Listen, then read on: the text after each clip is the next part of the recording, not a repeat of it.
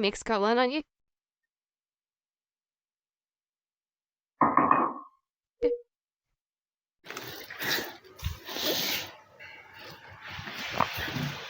अस्सलाम वालेकुम, कैसे हो प्यारे दोस्तों? उम्मीद करता हूँ आप ठीक ठाक होगे और खुशबाश होगे। तो आज शेफ शाह नवाज लेके आया ग्रीन चिली आलू कटिंग दी रेसिपी है ना। नाम रेसिपी दा ते हुन चलिए जी स्टार्ट करिए रेसिपी नो। आइए देखिए। सबसे पहले चूल्हा ऑन कर लेना, फ्राई पैन रख देना, जस्ट सॉस पैन रख लेना, हाफ कप घी ऐड कर देना जी। हाफ कप घी ऐड कर देता हुआ पैन के अंदर ते हुन स्लाइस किए हुए प्याज ऐड कर देने हैं, 10 मीडियम साइज दिया। प्याज में उसी उन्नी देर करना वा, हल्का या सॉफ्ट हो जाएगा, ब्राउन तक नहीं करना, हल्का या सॉफ्ट हो जाएगा फिर उसी ऐड करेंगे जीरा वगैरह। 3 से 4 मिनट लगेगा नया सॉफ्ट हो जाना वा। फिर प्याज जी हल्का या सॉफ्ट हो गया वा, उन्हें से जीरा 1 चम्मच ऐड करना जीरा। जीरा नो कुछ सेकंड से फ्राई कर लेना ताकि अच्छे तरीके ना फ्लेवर आ जाए प्याज के अंदर। जीरे नो कर लिया वा तकरीबन 5 से 7 सेकंड वास्ते। फिर ग्रीन चिली यानी कि हरी मिर्च को कट लेनी है, 10 to 12 ते उन्हें कट के ऐड कर लेना। इन्हें फ्राई करना वा, जिन्हें देर कलर में चेंज हुआ होनी देर से फ्राई करना। इधर ऐसे फ्राई करना वा तकरीबन इन्हें 5 से 6 मिनट लग जाने। इन्हें कलर चेंज हो जाना वा, नरम जी हो जानी है, प्याज तरह सॉफ्ट ही हो जानी। ते दूसरी स्टेप जो इम्पोर्टेंट है ते आलू ले लेने 1 किलो जी।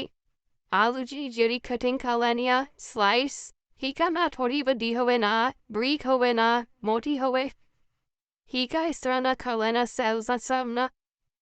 ते 1 किलो आलू ले लेने हैं, उन्हें पानी च पको देना वा। पानी च पकाने तो बाद 1 टेबलस्पून नमक ऐड करना वा उसे पानी के अंदर, ताकि इसके अंदर एक ना कच्चा जापान होंदा वा हो इंशाल्लाह कच्चा जापान नहीं आएगा आलूआं दे अंदर।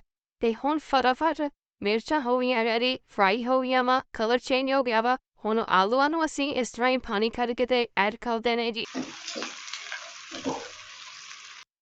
आलू जेह्ड़ा वा पानी के अंदर डिप करना वा करके, वरना काला हो जाना आलू। इस तरह करके आलूआं नूं ऐड कर देना असीं ते नमक लाजमी ऐड करना। यही प्रोसेस अच्छा वधिया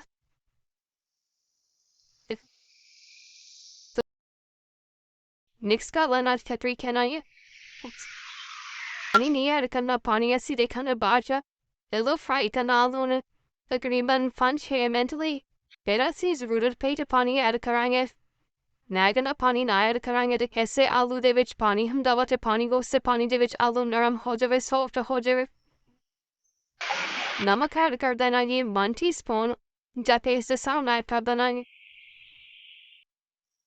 मिक्स कर लेना जी।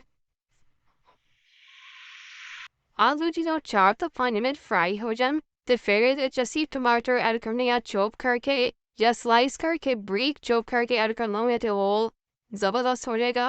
ते 4 मिनट 5 मिनट फ्राई होने तो बाद ਅਸੀਂ टमाटर ਨੂੰ ऐड करना चॉप करके। ते शिमला मिर्च स्लाइस की हुई लंबी लंबी ऐड कर देनी है। ये बड़ी खूबसूरत भी लगती और टेस्ट भी बहुत इंशाल्लाह आएगा। शिमला मिर्च एक कदम ला लेनी है, उन्हें चॉप कर लेना, जा ब्रीक ब्रीक स्लाइस लंबे कटिंग दे विच कर देना। ये भी ऐड कर देनी जी, मिक्स कर लेना जी।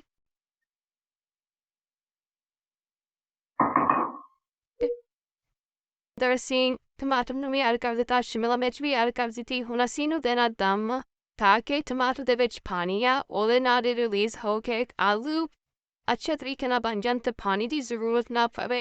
अगर असी पानी पा भी दवांगे ना तो आलूआं ने ना उन्होंने खुरना वा, पपाया बन जाना वा। तो बेहतर तो यही है कि तुसी इनू इस तरह ही दम करो, तो इस तरह ही हल्की आंच से दम करके ते जबरदस्त तरीके ना बन जाएगा। तो पानी वगैरह टमाटर छड़ी जाता तो हुण इनू दम दे देना असी 5 to 7 मिनट। ते अग जिहड़ी आ तकरीबन मीडियम रखियो, अच्छे तरीके ना जिहड़ा बन जाएगा। आलूआं ਨੂੰ तकरीबन दम वगैरह आ गया वा।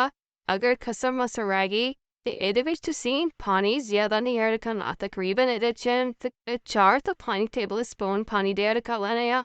ਆਲੂ ਜਿਹੜਾ ਹੋਇਆ ਨਾ ਵਾਈਟ ਇਸ ਤਰ੍ਹਾਂ ਹੋਇਆ ਆ ਵਿੱਚੋਂ ਕਸਰਾਗੀ ਜੇ ਕਈਆਂ ਦੇ ਵਿੱਚੋਂ ਤੇ ਉਹਨਾਂ ਤੁਸੀਂ ਜ਼ਿਆਦਾ ਦਮ ਦੇ ਦੇਣਾ ਠੀਕ ਹੈ ਗਲੋਂ ਤੇ ਆ ਗਿਆ ਤਕਰੀਬਨ ਇਹਨੂੰ 2-3 ਮਿੰਟ ਹੋ ਲੱਗ ਜਾਣੇ ਆ ਵੈਸੇ ਤਾਂ ਮੈਂ ਇਹਨੂੰ 10 ਮਿੰਟ ਦਿੱਤਾ ਵਾ ਦਮ 10 ਤੋਂ 12 ਮਿੰਟ ਮਜ਼ੀਦ ਇਹਨੂੰ ਦਮ ਦੇ ਦੇਣੇ ਆ ਟੋਟਲ ਜਿਹੜਾ ਟਾਈਮ ਆ ਨਾ ਇਹਨੂੰ 15 ਮਿੰਟ ਦਮ ਦੇਣਾ ਤੇ ਚੁੱਲ੍ਹਾ ਬਿਲਕੁਲ ਹਲਕਾ ਹੋਣਾ ਚਾਹੀਦਾ ਤਾਂ ਕਿ ਆਲੂ ਵੀ ਥੱਲੇ ਨਾ ਲੱਗਣ ਤੇ ਘੀ ਦੇਖੋ ਆ ਗਿਆ ਵਾ ਪਾਣੀ ਨਹੀਂ ਹੈਗਾ ਨੀਚੇ ਦੇਖੋ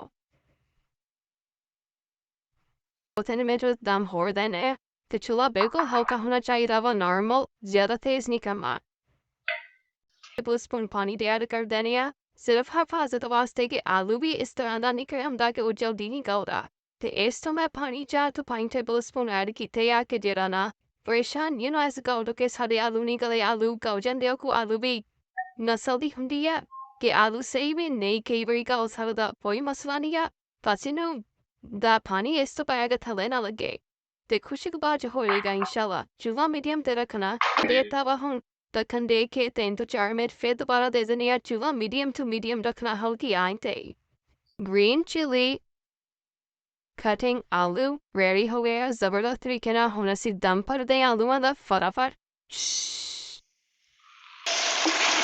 ਲੋਈ ਮਾਸ਼ਾਅੱਲਾ ਆਲੂ ready ਹੋ ਗਿਆ ਦਮ ਪੁਖਤਾ